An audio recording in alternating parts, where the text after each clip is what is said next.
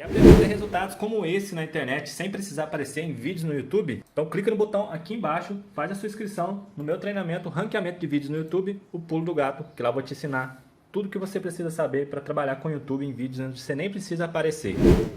E no vídeo de hoje do canal vamos falar tudo sobre o São Paulo Mercado da Bola, a preparação pro clássico, tudinho sobre o São Paulo Futebol Clube, então vamos perder tempo não, vambora pro vídeo! Bom, vamos pro São Paulo, porque Edu, a gente viu ali nas palavras, né? Claro, uma comemoração também ainda pela invencibilidade do Subeldia à frente do São Paulo, mas também já uma projeção porque domingo tem clássico.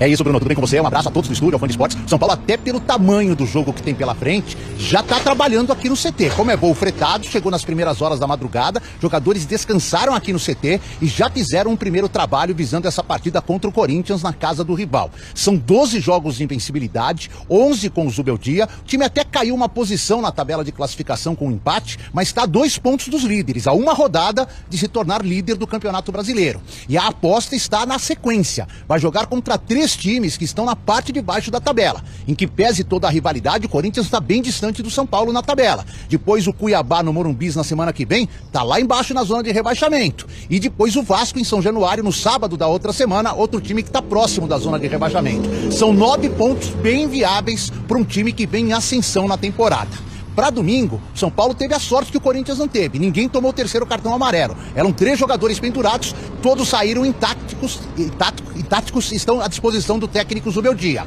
E tem a volta do Arboleda. Ontem ele foi preservado, estava com bolhas no pé, treinou muito pouco. Zubeldia pensou, pra que eu vou colocar ele se eu tenho um clássico domingo? Poupado, já treinou hoje, fica à disposição para esse grande clássico. Sobre o gol anulado que o Zubeldia reclamou, o gol que foi marcado impedimento pelo VAR, por enquanto, a direção de futebol não se pronunciou se vai fazer um protesto formal ou se concorda com o VAR e com o áudio que foi divulgado nesta sexta-feira. É esse o São Paulo, que continua no ritmo de invencibilidade e que continua somando pontos importantes para se manter na parte de cima da tabela do Campeonato Brasileiro, Bruno. Na teoria não é tão favorito, né?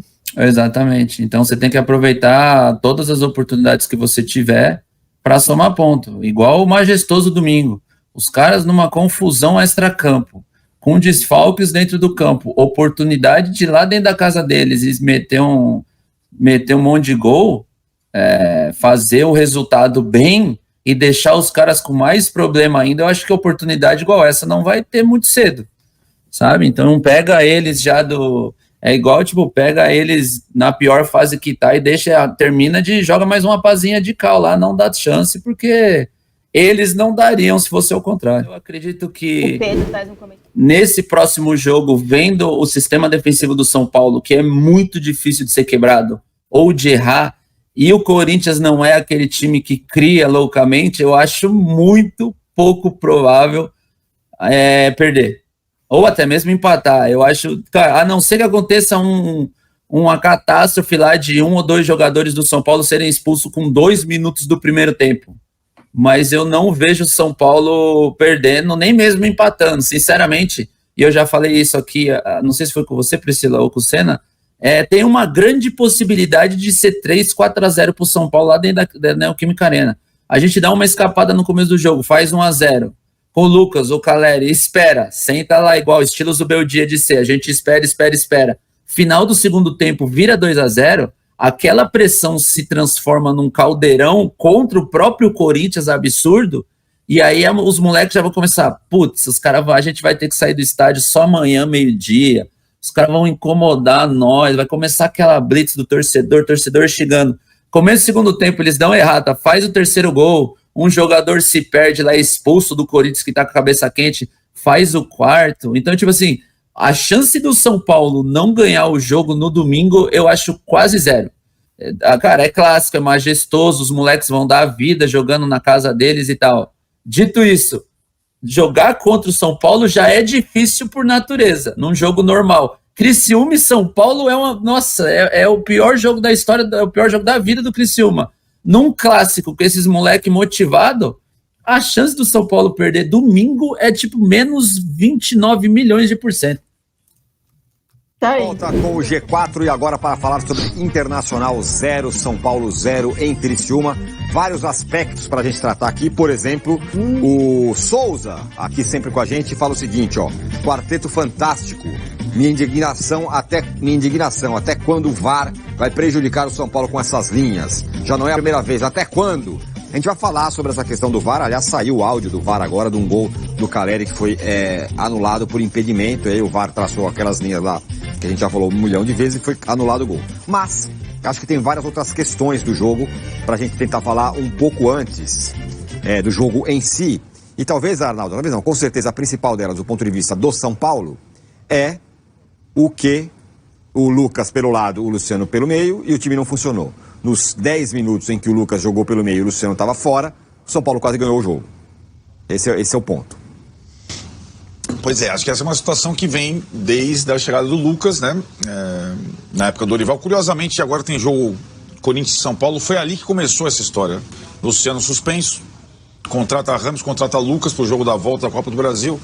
Entra Lucas no lugar do Luciano e o São Paulo faz uma das melhores partidas dos últimos tempos contra o Corinthians. Aí o Luciano sai do time. E aí tem toda a história de recuperação do Luciano, os gols importantes do Luciano. O final de Brasileirão do Luciano, todo mundo, Dorival inclusive lá meio largado, São Paulo meio largado, qual a expressão? Meio sem grande interesse. O Luciano batalhando, aí o Luciano passa as férias treinando, começa bem a temporada, começa como titular do Carpini, os outros vão se machucando, cai o Carpini, entre os Zubeldia, os outros machucados e o Luciano ganhando um espaço. Aí jogo do Cruzeiro, volta o Lucas de titular nessa posição, o Luciano suspenso. E esse era o jogo em que estavam os três juntos. Eu coloco o Caleri ali mais por contingência, porque não é a posição do Caleri que está em discussão ou ameaçada. É a discussão Luciano e Lucas juntos. E para acomodá-los, o Lucas tem jogado de lado, com o Carpini do lado esquerdo, com o Zubeldia do lado direito. E é um desperdício, é fato que é um desperdício. Dá para perceber que é um desperdício. E aí acho que o Zubeldia tem que decidir se vale a pena sacrificar o melhor do Lucas para acomodar o Luciano. Talvez em algumas partidas, sim. Ou se vale a pena colocar o Lucas na função ideal e colocar outro jogador do lado do campo. Lembrando que o São Paulo ontem teve, assim como o Dudu não entrou no Palmeiras, o Wellington Rato estava no jogo, estava no banco e não voltou, não entrou. Esse é o lance do VAR, que depois a gente vai falar. Lucas para Caleri, né? Lucas meio de direita, ponta, meia pela direita, cruzando para Caleri. Depois disso aconteceu a troca, o Lucas foi para o meio e quase decidiu o jogo, o goleiro do Inter foi muito bem. O São Paulo também tinha algumas situações ontem de reajuste, era um time um pouco novo, goleiro novo, Arboleda não jogou, volante novo, Luiz Gustavo, além da questão do trio, tinha outras mexidas, né? Era um São Paulo bem diferente que o Zubeldia vinha escalando. E pegou um time esfacelado, completamente desfalcado, perde o Alan Patrick, capitão do time, com 3 minutos do primeiro tempo, mas um ambiente interessante que o Inter construiu lá no Heriberto Wilson, cara, torcida em cima, tinham 17 mil pessoas lá, a capacidade é pouco menos de 20, é mais ou menos isso, pressão. Imagina até que se o São Paulo jogasse no Beira-Rio, com essa fase um pouco instável de torcida do Inter com o Cudê, talvez não tivesse tanto público e o jogo fosse mais à vontade. O estádio, né, mais é um caldeirãozinho. Talvez a saudade do Inter, do Beira-Rio, acho que levaria... Isso, exatamente. Sim, mas tô falando de circunstâncias normais, sem a tragédia, sem... né? Quando o Inter voltar pro Beira-Rio vai ter essa claro, pela questão emocional. Exatamente. Mas, mesmo mais perto da vitória que o Inter, o São Paulo não ganhou. Tem aquela questão, né, Tironi, que eu acho que tem ficado aí do trabalho do Zubeldia, que ainda está invicto, é a maior série invicta aí dos grandes do Brasil, nesse momento e tal, que é a questão da defesa, né, dos poucos gols, mesmo mudando goleiro, zagueiro, sistema e tal. Então, o São Paulo tomou 6 gols no Brasileiro. 4 deles foram com o Carpini, nas 2 primeiras rodadas. Com o Zubeldia, o São Paulo tomou 2 gols em 6 partidas. O São Paulo já foi a melhor defesa da fase de grupos da Libertadores. E seria ainda maior se não tivesse os 2 gols do Talheres tomados com o Carpini. O São Paulo mudou defensivamente, consideravelmente. Então, nós sabemos, campeonatos, pontos corridos, mata-mata, quem toma pouco gol, não perde, perde pouco e fica mais próximo de vencer. Então, nesse aspecto, me surpreendeu mais favoravelmente o São Paulo ontem, porque mesmo não jogando uma boa partida, não sofreu praticamente finalizações perigosas. Mas eu acho que aí a questão do Zubeldia é que do meio para frente ele tem excesso. Nós estamos falando tanto de excesso, de escassez, e ele tem que encontrar a melhor formação, nem que seja para sacrificar um desses jogadores, colocar no banco, ou o Luciano ou o Lucas. Acho que esse time que entrou para jogar contra o Corinthians, para mim, não funciona. A gente só vai retomar um pouquinho, eu vou ouvir o Vessone e o Massini, mas assim, só tô tentando lembrar do jogo contra o Cruzeiro. Quem que não jogou naquele jogo? O Luciano estava suspenso. O Luciano estava suspenso. Se eu não me engano, no primeiro tempo, o Lucas jogou pelo meio. Jogou o Lucas pelo meio, fez o gol lá, 5 minutos de jogo, pelo meio. E no segundo tempo ele foi a solução que o Zubeldia achou para estancar o do lado ali. Ele jogou do lado no segundo tempo, jogou bem. Sim, mas aí o Cruzeiro tinha um jogador a menos. Então ele não precisava recompor tanto. Né? Ele não tinha tanto desgaste. Ele jogou como ponta com um trio de atacantes, mas o Cruzeiro tinha um jogador a menos, né? O Wellington Guedes fala que a gente está tirando onda com a audiência do Flamengo. Não sei por que você acha isso, meu caro Wellington, mas a gente já falamos do Flamengo aqui. E o Danilo Pérez fala: espero que repita ano passado. O jogo contra o Inter foi a última tentativa do Dorival de usar o Lucas, Luciano e Caleri, onde o São Paulo perdeu de virada. Depois disso ele volta rato e tira o Luciano para a decisão da Copa do Brasil. Espero que o Zubeldia nunca mais use Lucas na direita. Foi exatamente está colocada essa questão, Vessone. Dia a dia, o que acontece com o Lucas? Porque ele teve várias contusões. Como? De que forma? Correndo atrás do lateral. Ponto. Então, tá mostrando, tá na cara, tá mostrando. Agora... E o Zubeldia tem que ter peito de fazer isso. Vou jogar contra o Corinthians lá, vai jogar rato, vai jogar... De repente, põe os dois no banco. Luciano e Lucas. Ousadia. Entendeu? Mas aí... Entra com o time pro Corinthians com 15 minutos do segundo tempo, acabou. Não tem o Garro. O Coronado é a única opção. Aí você põe Luciano e Lucas e ganha o jogo. Ora, qual o problema disso? Sobre isso, meu caro Vessone, tem o jogo de domingo, a gente vai falar já sobre a questão do gol anulado do VAR, mas só projetando um pouquinho o jogo de domingo, eu estava conversando com o Arnaldo ontem, que ainda sobre a questão do Luciano, que o Luciano é aquela figura que em alguns jogos ele é muito importante, e isso também é nos clássicos, por exemplo. Foi lá em Itaquera que ele deu aquela voadora na bandeirada, no outro jogo foi ele que provocou a expulsão do Caetano. Então ele é um jogador que nessas horas é um jogador elétrico, que também traz coisas pro time. Então também não é uma decisão tão simples assim, simplesmente tira o Luciano. Não sei o que você acha. Não, você tem razão. Ele é um cara que às vezes entra na mente do adversário, né? Até o torcedor às vezes de São Paulo se irrita um pouco, porque ele quer entrar muito na mente, né? Às vezes ele toma uns amarelos meio idiota e tal, mas ele realmente nessa hora ele pode, ainda mais um São Paulo que desce, talvez vai conseguir mais leve lá para Itaquera, certamente mais levinho depois de quebrar o tabu. Antes tinha todo aquele negócio da tensão, chegava diferente, se comportava às vezes diferente, mas eu acho que vai ser um jogo mais sossegado para o São Paulo. É meio que quase que um duelo agora, a questão tática versus uma questão psicológica. E aí o Zubeldia põe na balança e vê o que ele acha que vale mais a pena. O André Ferreira aqui falando primeiro aí do Thiago Mendes, né? Saiu no GE e no UOL também. E, se não me engano, no blog da ESPN, não tenho certeza, mas que o São Paulo já teria conversas aí com o Thiago Mendes.